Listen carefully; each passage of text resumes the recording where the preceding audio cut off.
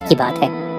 16 साल की निशा और उसका 13 साल का छोटा भाई अमन उस साल की समर वेकेशन के लिए बहुत एक्साइटेड थे, क्योंकि वो करीब 10 साल बाद अपने नाना नानी से मिलने जा रहे थे। उनके नाना नानी शिमला हिल स्टेशन के पास एक छोटे से गांव में रहते थे।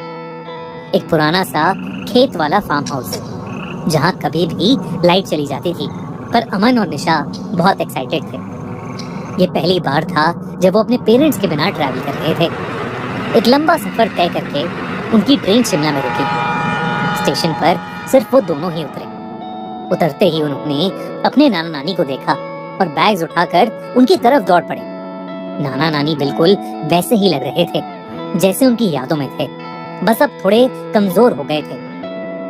उस समय तेज धूप पड़ रही थी और काफी गर्मी थी, लेकिन उसके बावजूद उनके नाना नानी ने शॉल छोड़े हुए थे। उनकी आंखों में एक अजीब सा खालीपन था। चेहरे पर मुस्कुराहट तो थी, लेकिन बहुत ही नकली सी। लेकिन अमन और निशा का ध्यान इन चीजों पर गया ही नहीं। वो तो अपने नाना नानी से मिलकर बहुत खुश थे। पूरी कार राइड में दोनों अपने ट्रेन के सफर की स्टोरी सुनाते रहे। नाना नानी ज्यादा कुछ नहीं बोले, सिर्फ हाँ में हाँ मिलाते रहे और बार बार गाड़ी के रियर व्यू मिरर से उन्हें देखते रहे। शिमला से करीब 1 घंटा कार ड्राइव करके वो लोग घर पहुंच गए। उनके नाना नानी का एक बड़ा सा फार्म हाउस था, पर काफी पुराना हो चुका था। पीली दीवारें और चारों तरफ जंगली घास। ऐसा लग रहा था कि जैसे उस घर को कोई मेंटेन ही नहीं करता है। दूर दूर तक कोई और घर नहीं था। रात हो चुकी थी तो आसपास कुछ दिखाई भी नहीं दे रहा था। घर के बाहर वरांडा में पुरानी रॉकिंग चेयर थी, जो बिना हवा के भी हल्की हल्की हिल रही थी। अमन ने मजाक में बोला कि ऐसी ही जगह पर हॉरर मूवीज शूट होती हैं, और दोनों भाई बहन हंस पड़े। घर के अंदर सब कुछ पुराना था। ब्लैक एंड व्हाइट फोटोज, लकड़ी का फर्नीचर और एक अजीब सी स्मेल, जैसे कुछ सड़ रहा हो।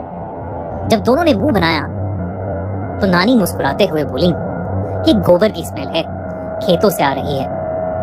ये कहकर नानी किचन में चली गई और नाना जी ने उन्हें उनका रूम दिखाकर खाने के लिए आने को बोला।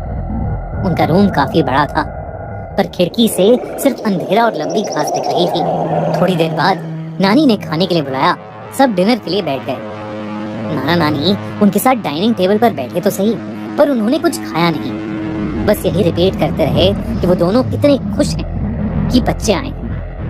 ये बात दोनों बच्चों को पहले तो बहुत अजीब लगी, पर वो दोनों अपने नाना नानी से 10 साल बाद मिल रहे थे। शायद उनकी नाना नानी ने उन्हें बहुत ज्यादा मिस किया था। डिनर के बाद निशा और अमन अपने रूम में चले गए। थोड़ी देर बाद नाना जी कमरे में आए। गुड नाइट कहकर नाना जी ने लाइट ऑफ की और जाने से पहले बोला, रात में यहाँ कई जानवरों की आवाजें आती हैं, डरना नहीं और कमरे के बाहर बिल्कुल भी मत निकलना। ये कहकर नाना जी उनके कमरे से चले गए और थके हुए बच्चे कब सोए उन्हें पता नहीं। अगले 2 दिन काफी नॉर्मल गुजरे। हर दिन नाना नानी दोनों को उठाने आते। निशा अपना ज्यादातर समय एक विंडो के पास बैठकर स्केचिंग करते हुए बिताती थी।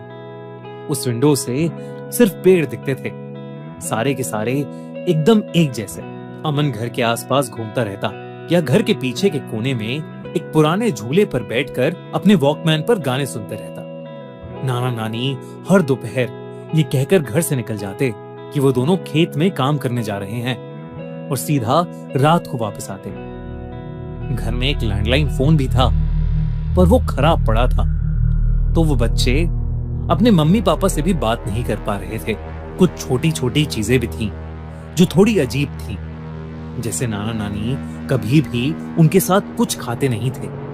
हर बार कोई ना कोई बहाना करके दोनों डाइनिंग टेबल पर बस बैठे रहते। एक बार अमन ने देखा कि किचन में फ्रिज खुला हुआ था और अंदर सिर्फ एक पतीला था, जिसमें कोई लाल गाढ़ा सा लिक्विड था। जब उसने पूछा तो नानी ने सिर्फ इतना कहा कि वो एक पुरानी फैमिली रेसिपी है, और वो जोर जोर से हंसने लगी। अक्सर नानी बेवजह जोर जोर से हंसना शुरू कर देती थी, और नाना जी कई घंटों तक एक ही जगह बैठकर सामने किसी चीज को घूरते रहते। दोनों भाई बहन को लगा कि ये सब बुढ़ापे की निशानी है। उस रात निशा की आंख किसी आवाज से खुली। आवाज दरवाजे के बाहर से आई थी। तभी दरवाजे के नीचे से एक बड़ी सी शैडो गुजरी। सिर्फ 1 सेकंड के लिए नाना जी की वार्निंग भूलकर निशा दरवाजे के पास दबे पांव गई और उसने धीरे से दरवाजा खोला। वो अजीब सी बदबू अब और तेज हो गई थी। सामने अंधेरा था, पर किसी के गुर्राने की आवाज आ रही थी। वो कोई जानवर नहीं लग रहा था, वो कुछ और ही था। इससे पहले कि निशा उसके पास जाकर कुछ समझ पाती, अचानक से किसी ने उसके कंधे पर हाथ रखा और उसकी चीख निकल गई। उसके पीछे उसकी नानी थी। उनके चेहरे पर अब भी वही अजीब सी नकली स्माइल थी और उनका चेहरा अजीब सा सफेद पड़ चुका था। उन्होंने निशा को सोने को कहा। घबराई हुई निशा चुपचाप अपने कमरे में वापस आ गई, लेकिन वो डर के मारे सो ही नहीं पा रही थी। निशा को अब उस जगह से एक घबराहट होने लगी थी। अगली सुबह नाना नानी उसके कमरे में आए। दोनों का चेहरा बिल्कुल नॉर्मल था। रोज की तरह वो बोले, नाश्ता किचन में है और वो खेत में काम करने जा रहे हैं। जैसे ही निशा को मेन डोर बंद होने की आवाज आई, उसने राहत की सांस ली। उस दोपहर अमन बाहर झूले पर बैठकर अपना हॉलिडे होमवर्क कर रहा था, जब उसे घर के अंदर से कुछ बच्चों के खेलने की आवाज आई। उसने पीछे वाली खिड़की से झांका तो उसे एक परछाई दिखी, मानो किसी छोटे से लड़के की हो। अमन को लगा कि शायद घर पर मेहमान आए हैं, पर जब वो घर के अंदर गया तो वहां निशा के अलावा कोई नहीं था। वो पूरे घर में उस लड़के को ढूंढने लगा और तब उसका ध्यान ड्राइंग रूम में पड़ी ब्लैक एंड व्हाइट फोटोज पर गया। बीच में उनके नाना नानी की एक बड़ी सी फोटो थी और उनकी आंखों से खून बह रहा था। ये देखकर अमन डर गया। उसने फौरन निशा को बुलाकर वो फोटोज दिखाई, लेकिन तब वो फोटोज एकदम नॉर्मल थी।